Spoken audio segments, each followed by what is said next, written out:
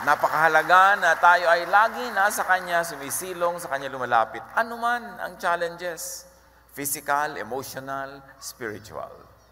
We are anchored on the unchanging rock. At yan ang dapat lagi natin ma-appreciate, maintindihan, and to operationalize this faith in our lives. Give them all to Jesus. All anxieties, all worries and cares, and all that we need to surrender at the feet of Jesus. Sabi niya, "Come to me all of you who are tired and heavy laden, I'll give you rest." Salamat, Panginoon, dahil maaari naming ilagak sa inyong anak na si Jesus ang aming mga dalahin. Be it physical, emotional, spiritual. Pag ito ay mga concerns namin about finances, about safety, about health, lahat ng ito ay nagapi ng iyong anak na si Jesus. Turuan niyo kami, Panginoon, na ang aming pagtitiwala, ang aming pananalig, mag-translate into very practical and very fruitful daily activities. Kayo ang maghari sa aming puso, sa aming buhay. At ngayon hinihiling namin, bigyan niyo kami ng dagdag na karunungan at kaliwanagan. We seek you, Father. We ask you, in the name of Jesus, your Son, our Lord, our Savior, our Healer, and our Friend. Give them all to Jesus.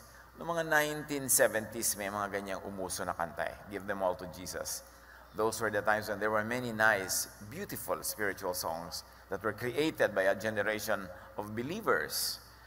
Life could be full of heavy burdens and anxiety.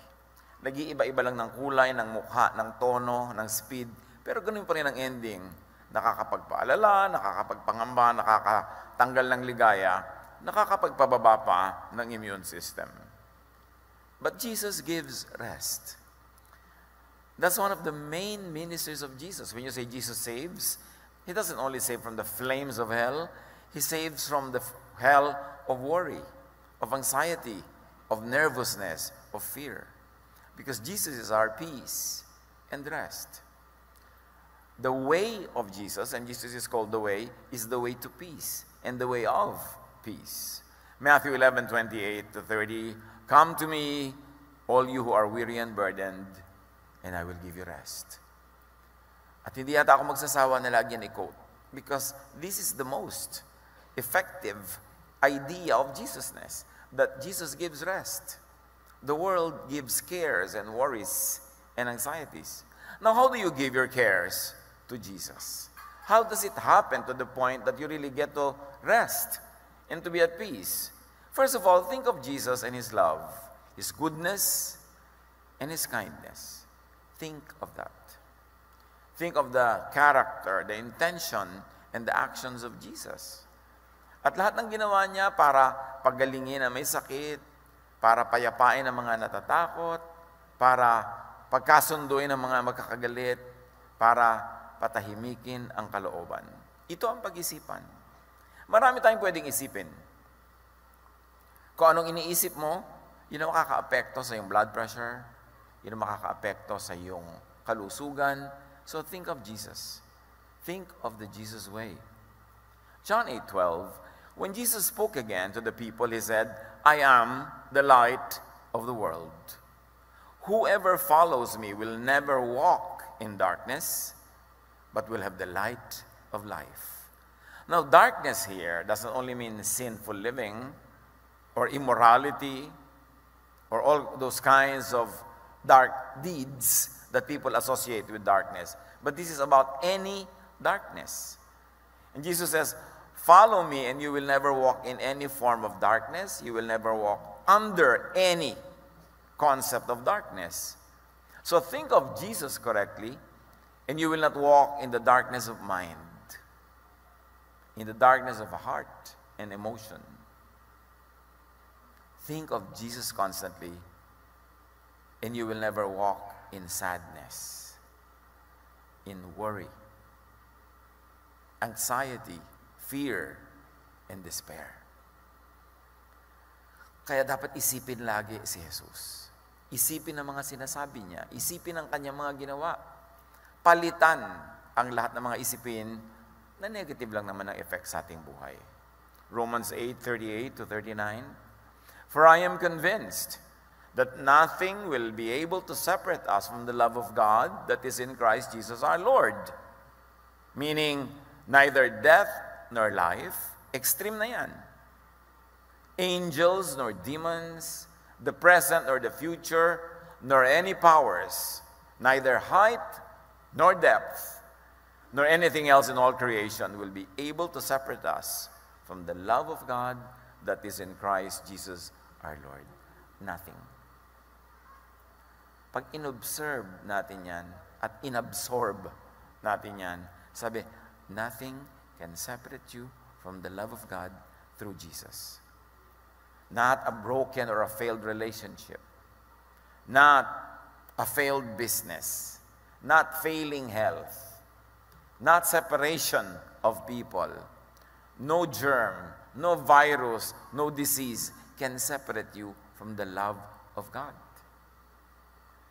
Pag yun inintindi natin, isinaloob, yung pa lang, magbibigay na sa atin ng liwanag, ng lakas ng loob, at mahalaga sa tao, lakas ng loob. Kaya yung meron tayong napaka-highly developed concept of loob. Pag dumadating ang problema, may magsasabi sa iyo na very concerned, lakasan mo ang loob mo. Bakit nila sinasabi yun? Kasi pag malakas ang loob natin, nagwawagi tayo sa lahat ng mga attacks from the outside. Ganon din sa kalusugan, marami mga nagtatao, how do you protect yourself from all of these viruses, from all of these germs? Well, you could wear a mask, you could disinfect your hands, you could stay away from many people, but really, the most powerful protection is a very, very healthy immune system. Kahit saan, sa elevator, sa escalator, whenever there are crowds and people breathe, they exhale, you inhale what they exhale. Actually, ang dami nating nahihinga ng mga kung ano-ano mikrobyo. Hindi lang tumatalab lahat kasi meron tayong panglaban na nasa loob. So pag malakas yung loob mo, hindi lang emotionally, kundi this time, physically, yung health mo, yung immune system mo, hindi ka tatablan. Pero syempre, do not tempt nature. Kahit malakas pa yung resistensya mo dyan, very healthy ka, umiwas ka pa rin, disinfect your hands, try to wear a mask when you are sick or when you are surrounded by people who might be sick, and observe hygiene. Pero ang pinakamahalaga talaga, malakas ang katawan mo.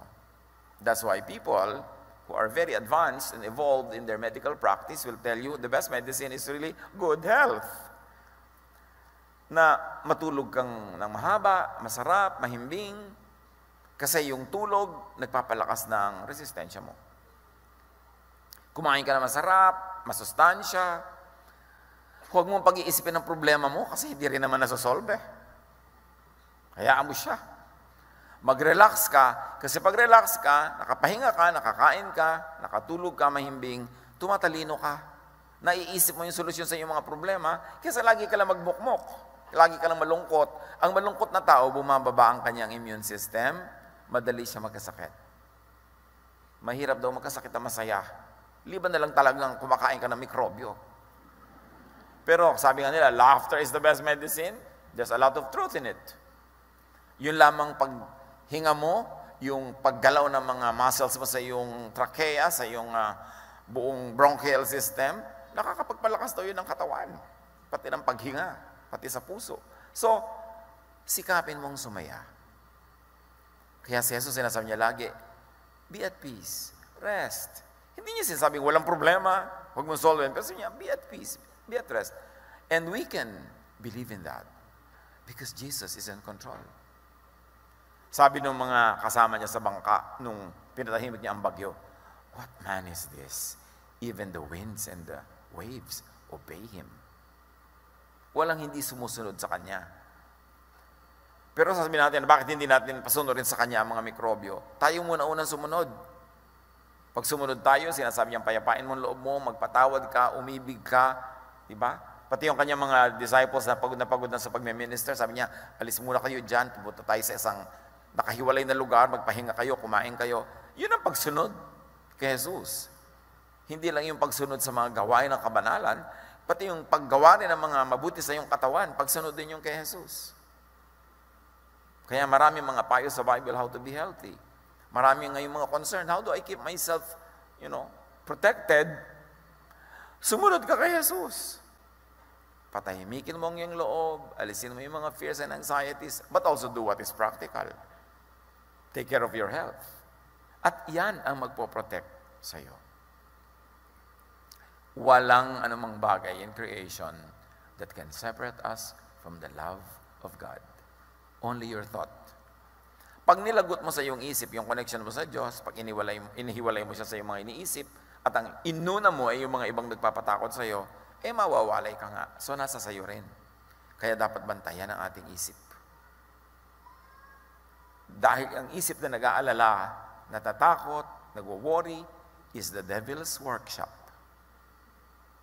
Lalong tumatalab sa atin yung mga ayaw natin pagka hindi tayo nakapahinga. Christ lives in us. That's what scriptures say. The Holy Spirit lives in you. We are the temple of the living God. The kingdom is in you. All that. Pagka inabsorb mo yun, the kingdom is in me. Therefore, I have all the power, I have all the energy, I have all the capacity to keep this kingdom intact. I am the temple of the Holy Spirit. Therefore, I have the responsibility and the privilege and the power to keep this temple clean. Yung mga Israelites noon, they did a lot of things to keep their temple, their physical temple, physically clean. But we know that the real temple of God is the believer's heart. And to keep that heart clean is not only to avoid physical foods, not only to avoid clinical dirt, but also to avoid things that make our minds weak and afraid and anxious. Kasi kalaban yon ng cleanliness of the temple. Ephesians 3:17-19. And I pray that you may have the power to grasp how wide, how long, and how deep is the love of Christ. Sabi niya, nawa, maunawa niyo. And to know this love that surpasses knowledge, that you may be filled to the measure of all the fullness of God.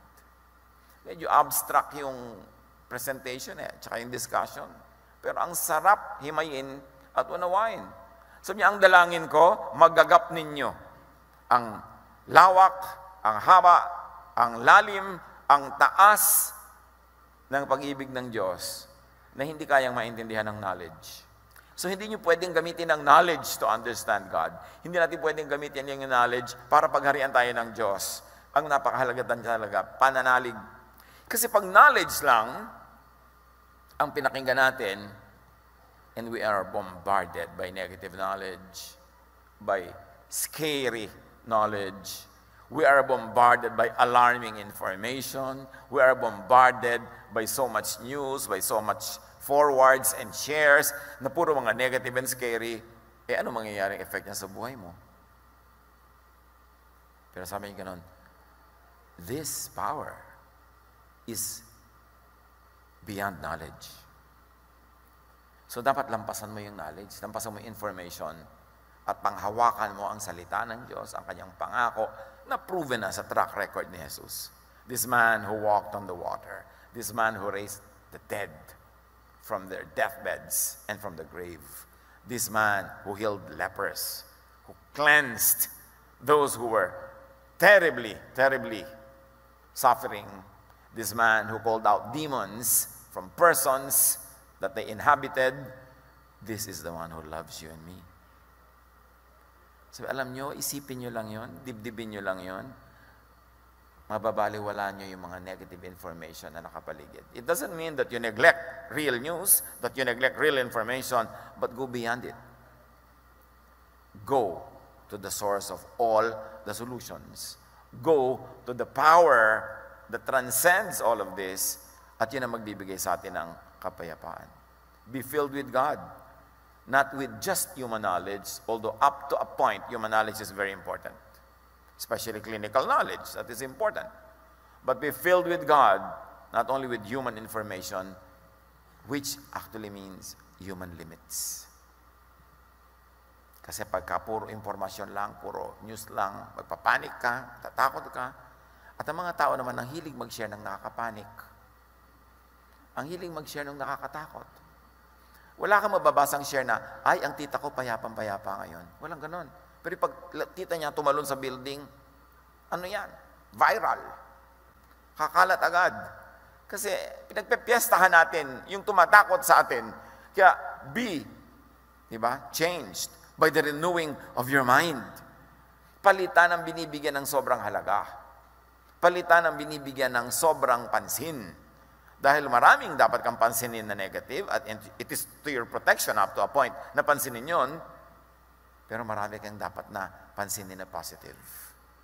The promises of God, the ways of God, the instructions of God through Jesus, and up to a point, even through the instructions of God through the law. Kasi marami silang magagandang laws din, yung mga dietary laws that really have meaning, hindi lang religious, may clinical value, mga laws on hygiene, laws on how to keep your body clean. Marami tayong mapapala dyan. Yun ang pagpapansinin. And how else do you give your cares to Jesus? How do you receive good from Jesus? Do good to people you can reach. When you become afraid, when you become anxious, you become selfish. But when you focus on God, on the love of God, and believe in God's ways, and you do good to people you can reach and affect, you actually turn on a machinery, a heavenly, godly machinery that will never stop working until it brings out its product, and that is something good for you and for the people around you. Psalm 37:3, trust in the Lord and do good. Dwell in the land and enjoy safe pasture. Pwedeng i-apply yan sa ating panahon ngayon. Minsan kumakalat mga balita, bibilihan, nagpapanik buying ang mga tao sa ibang bansa, inuubos lang yung mga tinda sa mga tindahan nila. So naubos, hindi naman naubos kasi wala, kasi hinord nila eh. Yung mga may pera, binili na lahat yung supply, so wala nang mabili. Nagkakaroon tuloy ng artificial shortage. Hindi dahil wala, kundi dahil kinuha na nung iba. Sa takot. So pagka yung takot mo ang nanguna sa'yo, magiging selfish ka talaga. Magkakagulo ang lahat. Kaya sabi, trust in the Lord and do good. Yun ang ibig sabihin ng trust. You trust to the point that you do good. Na may ibibili ka na pagkarami-raming supply, ang bibilin mo lang yung pangayon nyo hanggang bukas, yung up to a short period na kailangan mo para kung namang nagkasipon ka, nagkasakit ka dyan, hindi ka makalabas ng bahay, meron kang supply, pero hindi mo bibilin lahat para yung iba mawalan, nagkakagulo tuloy yung buong mundo. Yun yung trust, and then do good. O bakit kakamo hindi nag-hoarding? Because I trust in God, and my trust makes me do good. Alam ko masama para sa buong lipunan, nakamkamin ko lahat yan. Kaya kailangan may matira para ma-replenish, para magkaroon ng supply ang lahat. Kasi meron kang ng lahat. Yung namang lahat ng kapitbahay mo, wala. Eh di nanakawin din nila yun sa'yo. Kasi pag nagutom sila, baka ikaw pang kainin. So dapat magtira ka para may kainin ng yung mga katabi. Hindi pinakiwan na lahat ng alcohol. Magsaswimming ka ba sa alcohol? Ano ka? Biology specimen? Yun lang kailangan mo in the next few days. Magkakaroon uli yan. Kung lahat tayo will trust in the Lord and do good. Mag-ingat ka lang. Kaya ka naman dapat may konting supply sa bahay mo. Eh kung biglang you fall ill, hindi ka makabili. Hindi meron ka. Hindi para wala nang mabili yung iba. Nagpapanik buying, naubos ang mga toilet paper sa Hong Kong. Naubos ang mga clinic sa Singapore that their head of state had to address it on their national television. Huwag niyo ubusin. Bakit pati yan, di ba? Pero hindi naman naubos sa mga Q-Tex. Mabuti naman, may natira pa. Pero pag ginawa natin yan, lalo yung mga may kayang bumili, di wala namang natira doon sa iba. Trust in the Lord and do good. Dwell in the land and enjoy safe pasture. So trust God enough to do good to people. Not naman yung sobrang good na niyakap po na lahat yung inuubo. Hindi ganun. Dapat do good in a safe way. Kasi may clinical way to remain safe and still do good. Trust that God knows the situation, that God wills to love and will help, and that God can love and deliver through you. That you become a part of God's solution, that you are not part of the problem. And even if you became part of the problem, especially hindi mo naman hinanap, dumating lang, then all the others will become a part of the solution for you. Yun ang mahalaga sa mga tao, mga kapatid. Pagka may mga crisis, may mga difficulty, we move as one humanity, as one race, as one city, as one nation. That is how we survive. Hindi yung magkakani-kanya. Hebrews 13:6, and do not forget to do good and to share with others, for with such sacrifices, God is pleased. And when God is pleased, good things happen. May anxiety ka, kapatid. Ano man yun, kahit hindi virus. May anxiety ka tungkol sa iyong health. May anxiety ka tungkol sa iyong mga payables. May anxiety ka tungkol sa iyong pag-ibig na actually walang pag-ibig kaya ka anxious. Diba? May anxiety ka nito, may ganon-ganon. You want good things to happen. No? Do good. Do not forget to do good and share with others. For with such sacrifices, God is pleased. And when God is pleased, good things happen. And the best way to reverse a bad situation is to do good. Mga anak ng Diyos, may bad situation na nangyayari. How do you reverse it? You do what is good. At yung ginagawa ng isang tao lang, nakaka-inspire ng ibang tao dahil sila naaalala rin nila nung nagiging asal hayop na sila, nakita kanilang asal tao, asal Jesus, maalala nilang tao rin sila at maalala nilang anak din sila ni Jesus, and then bibitawan nila yung kanilang masamang asal at babalikan nila yung kanilang pagkatao. If you inspire other people to dig deep into their humanity, especially in difficult times, you actually change the world for the good, for the better.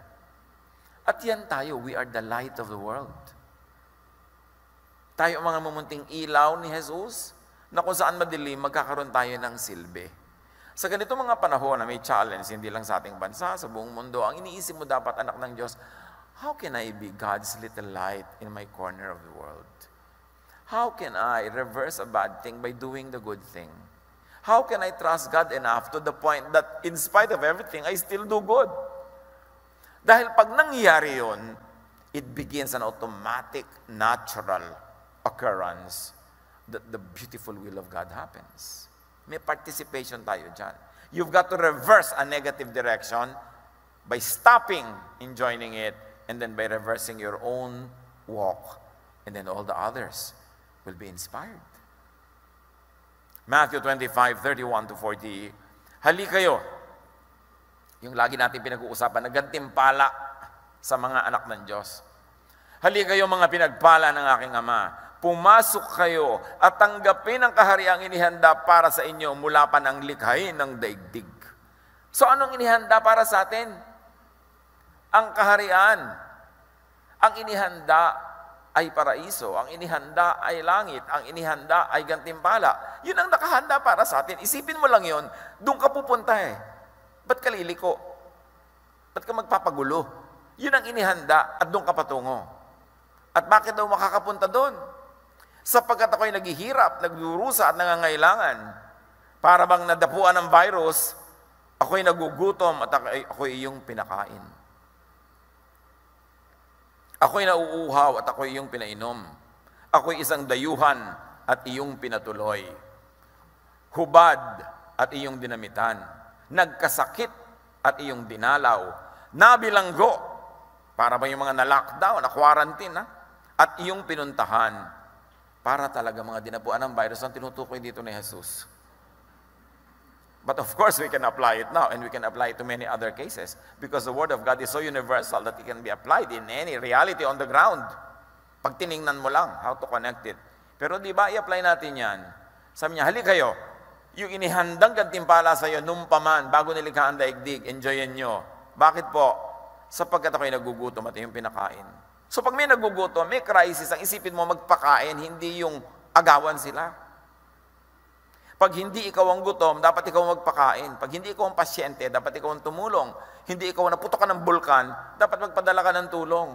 Hindi ikaw yung nagkaroon ng virus, dapat maging mahabagin at maunawain ka.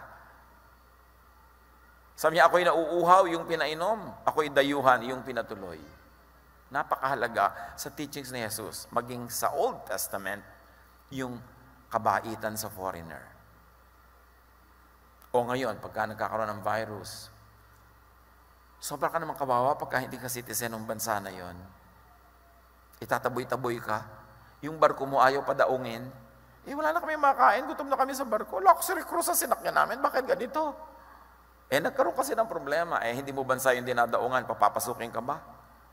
Dito nga sa atin, di ba, nagpaplano sila kung saan itutuloy yung mga i-quarantine. Pinagtatabuyan ng mga iba-ibang mga local governments. Saan natin dadalhin yung mga tao? Sa pusod ng dagat? Ibig mo sabihin, kung hindi galing sa town mo itong may sakit, hindi welcome. Ano yan? Politics ba yan? O humanitarian value ba yan? Saan natin dadalhin? Sabi ni Jesus, ako ay dayuhan, ako yung pinatuloy. Lalo na kung citizen ka pa ng bansa mo, ayaw ka pa patuloyin? Nasaan yung Diyos? Diyan dapat ina-apply. You take all clinical precautions, you take all precautions known to science, but you care for the sick. You feed the hungry.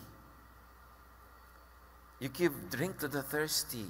You clothe the naked. Di ba may mga protective clothing pa nga ngayon? Talagang kitang-kita mo na may connection. May sakit. Huwag ka nang dumalaw. Padala mo yung tulong mo. Yun ang dalaw mo. Di ba? Alam nga namang yakap-yakapin mo pa. Kumahawa ka pa. Dumami pang aalagaan. Kaya dapat mag-ingat. Sabi, ako'y nabilanggo, ako'y yung pinuntahan. Hindi ba yung mga nala-lockdown, parang bilanggo yan, mga naka-quarantine? Intindihin nyo yan. Dapat tandaan ninyo, sabi niya, nang gawin ninyo ito sa pinakahamak sa mga kapatid kong ito, sa akin yun ito ginawa. At sa mga kondisyon ngayon, hindi ba parang pinakahamak yung merong virus? Kasi napakahirap na sakit, hirap na hirap siya, kulang ang panggamot, tapos mababa pa pagtingin sa'yo ng iba. Sabi siya, anong pinagkakain mo? Gaganunin ka pa. Nagkasakit ka na nga. Hindi mo malaman kung paano ka nahawa. So, mga kapatid, kailan natin i-apply sa Jesus? These are the moments when the lights of Jesus will shine. That you trust God enough to do good, not to do bad, not to do selfish acts. Para nang sinabi ni Jesus, ako ang magsusulit sa lahat.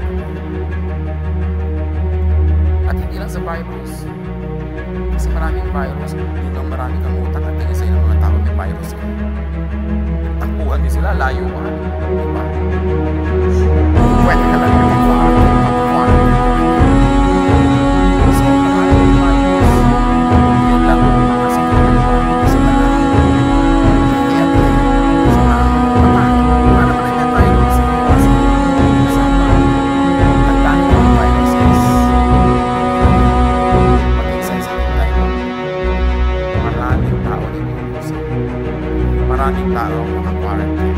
Maraming mga tao naka-lockdown ng buhay nila kasi ayaw sila puntahan, ayaw sila buhay nila. Lahat ng yan ay sinabi ni Jesus. Pag ginawa niyo ang lahat ng ito sa pinakahamak, aariin ko sa akin. Kapag malapit ang puso mo sa mga kawawa, sa mga hamak, sa mga pinagtitilihan, sa mga itinatakwil, sa itinataboy, pag ginawa niyo yan, welcome kayo sa kakalaan.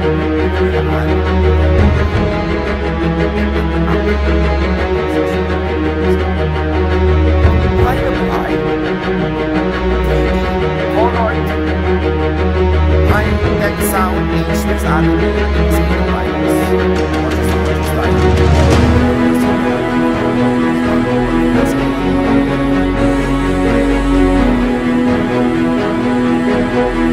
I-apply natin sa lahat ng ibang uri ng virus kasi marami tayong tao na itinuturing na may virus. Tinatakwil, nilalayuan, nilalait, kinakawawa.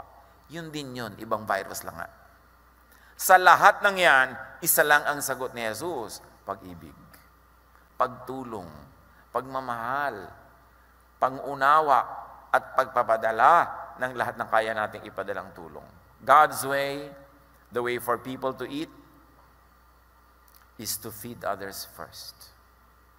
The way for people to be saved from hardship is to save others first. Because in the irony of things, you keep only what you give away. And you lose what you selfishly try to keep for yourself. You reach the east by sailing west. The beginning is the end, the Alpha and the Omega. High and deep and wide truths ay para mga kabalintunaan. Ironic, pero totoo. Gusto mong guminhawa, magpaginhawa ka muna ng iba. Gusto mong mapagpala, maging pagpapala ka muna sa iba. Gusto mong tamasahin ang langit, ang paraiso na ibinibigay ng Diyos, lumusang ko muna sa mga pusali at mga putikan at hanguin mo ang mga nandun. Ganon ang pamaraan ni Jesus. Matthew 7:12, so in everything, do to others what you would have them do to you, or what you would have God do to you. Anong gusto mong gawin sa iyo ng Diyos? Gawin mo muna sa iba. In fact, posible na pag nag-self-reflection tayo, ang mga nangyayari sa atin ay bunga lang ng mga ginawa natin sa iba. There's this old film in the 60s, The Sound of Music, na yung main character, parang gumaganda yata yung buhay niya, nangyayari lahat ng maganda. Sabi niya, somewhere in my youth or childhood, I must have done something good. Bumabalik at bumabalik at bumabalik. So kung anong gusto mong bumalik sa iyo bukas, yun ang pawalan mo ngayon. Trust God and do good. And then do what you could for yourself. Hindi naman ibig sabihin, wala ka nang gagawin para sa iyong sarili. Galatians 6:5, each one should carry their own load. Yung mga pasaway na mga anak, pasaway na mga asawa, mga kaibigan, saway ka na ng saway. Huwag ka na munang magkaroon ng sobrang social life ngayon kasi hindi mo alam kung sinong meron. Mag-ingat-ingat ka muna. Keep your mixing with people to a minimum. Tapos yung iba ang pasaway pa rin. Sabi, each one should carry their own load. Hindi mo na kailangan laging paalalahanan, maglinis ka ng kamay mo, maghugas ka dyan, magmask ka kung ikaw ay inuubo o kung maraming inuubo sa paligid mo. Hindi na kailangan. Bantayan natin mga sarili. Kasi malusog ka man, pagka nagkaroon ka ng sakit, di madadagdag ka sa mga pasyente. Kesa ikaw ay nakakatulong. We should watch ourselves and be responsible. Luke 4:40, people with all kinds of diseases were brought to Jesus. He put His hands on each one of them and healed them. Pero si Jesus yun, huwag na kayong humipo sa lahat ng mga tao, no? Si Jesus naman yun, huwag nyo nang gayahin doon sa portion na yun. Dapat tayo ngayon, mag-iingat talaga, avoid physical contact. Hindi dahil lang nandidiri ka sa kapwa, paano kung ikaw pala yung may dala? Di, nag-a-avoid ka rin, para huwag ka maging carrier. No? Tulad ko, gusto ko yun, ang dami-dami sa inyo kumakamay sa akin, pero paano kung biglang merong may sakit, lumipat sa kamay ko, kakamay ako ng iba, di lumipat na sa inyo. So we avoid that. Huwag tayong madrama. Walang mga dramang bukid. Yung iba na nga, may virus na nga, gusto ka pang halikan. At kung makahalik pa, parang pantanggal na bara sa inodoro ang uso, talagang parang octopus. Huwag na ngayon, saka na. Tahimik muna tayo, so we do what is good. Trust God and do what is good. Hindi itinaboy ni Jesus sa mga nangangailangan. Ni isa wala siyang tinaboy. So ang mga anak ng Diyos, in our capacity as much as we could, hindi tayo dapat magtaboy. But because we are not Jesus, we should observe all physical, clinical precautions. Siya lang dapat ang humahawak ng mga ketongin na hindi siya nahahawa. Si Jesus kasi yun eh. Tayo, we do what is good. We do what is natural. We do what is scientific. 1 Peter 5:7. Cast all your anxiety on Him because He cares for you. Ano ang anxiety niyo mga kapatid? Related ba sa virus o hindi? Remember, maraming forms of virus. Hindi lang itong coronavirus na ito. Marami. Maraming victims ng virus. Maging sensitive tayo. Baka sa sarili niyong pamilya may outcast, naka-lockdown. Sa sarili niyong pamilya may naka-quarantine. Just because we think dapat siya i-quarantine. Be more sensitive. Be kinder. Be gentler. And let this health challenge make us more sensitive to many other challenges that are similar in nature. Marami tayong ipinupuwera, marami tayong pinandidirihan, marami tayong nilalayuan. Samantala ang dapat nating gawin, sila ay arugain, sila ay ingatan, sila ay tulungan. Panginoon, ituro niyo sa amin kung anong relation ng mga issues na ito sa iba pang spiritual and emotional issues of our lives. At sa virus man na ito, sa emotional and spiritual virus man, maging maingat kami. Na una, hindi kami ma-infect. At number 2, maging maalalahanin, maibigin, matulungan kami doon sa mga sinasawing palad na ma-infect. So that we will be an agent of blessing. We will be a light of the world. Pagbulay-bulayan ang kahulugan nito at paano i-apply sa ating daily life,